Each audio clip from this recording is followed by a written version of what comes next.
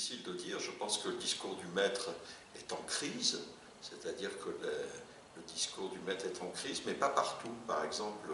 pour ce qui concerne les enfants, vous avez un nouveau diagnostic qui est le trouble de l'attention déficitaire de l'attention avec ou sans hyperactivité. En fait, c'est une création du discours du maître. Il faut que les enfants soient sages, il faut qu'ils soient de bons élèves, qu'ils soient attentifs à l'école, etc. Et s'ils ne sont pas là-dedans, ils sont considérés comme ayant une pathologie. Donc on voit bien comment le discours du maître, là, s'introduit dans l'éducatif, dans le pédagogique et surtout dans le monde de l'enfance. Mais au niveau politique, on a vraiment le sentiment que le discours du maître est en crise, puisque le libéralisme, la globalisation, la mondialisation a fait qu'il y a une espèce de, je dirais, l'autonomie, l'individualisme prend le dessus sur le lien social, sur la possibilité de se regrouper en sociétés harmonieuses ou plus ou moins harmonieuses, et il y a un retour, je dirais, très fort du populisme,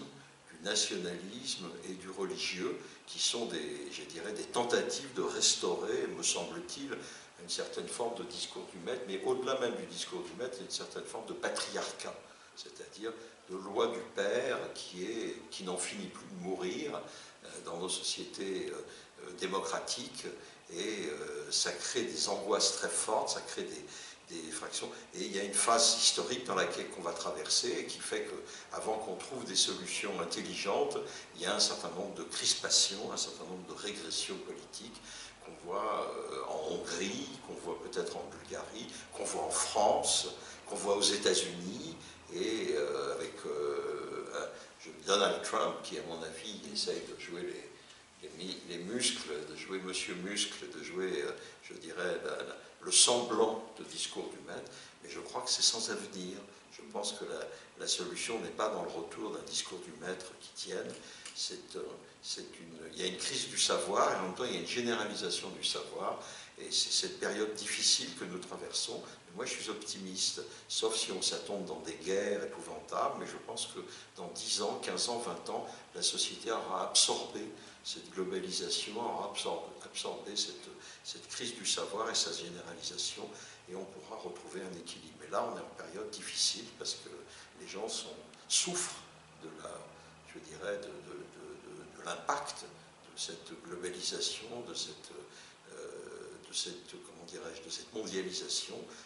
et du coup, on a une très grande souffrance dans nos sociétés occidentales, et les gens ont tendance, comme souvent, à penser qu'un recours à un homme providentiel ou à un discours autoritaire va solutionner les problèmes, ce qui évidemment ne sera jamais le cas. On n'a jamais vu dans l'histoire qu'une solution autoritaire, elle entraîne beaucoup de problèmes, plus de problèmes qu'elle n'en résout, et bon, en tout cas, personnellement, je suis totalement opposé à des solutions autoritaires. Je pense que l'éthique analytique est incompatible avec une dictature, avec une solution d'identité nationale restreinte. Je pense qu'on peut avoir des identités différentes, mais on ne peut pas avoir une identité stable, je dirais, qui politiquement compacte. Ça me paraît très dangereux. Et en France, pour ma part, j'ai signé une pétition contre Marine Le Pen en disant que l'exercice de la psychanalyse était incompatible avec les idées que prône le mouvement de Marine Le Pen. Je ne sais pas si elle adhère complètement à ces idées-là, mais en tout cas le mouvement qui la soutient est un mouvement qui est autoritaire, qui est, je dirais, patriarcal, qui est régressif du point de vue des mœurs et du point de vue des libertés, et ça c'est incompatible avec l'exercice de la psychanalyse.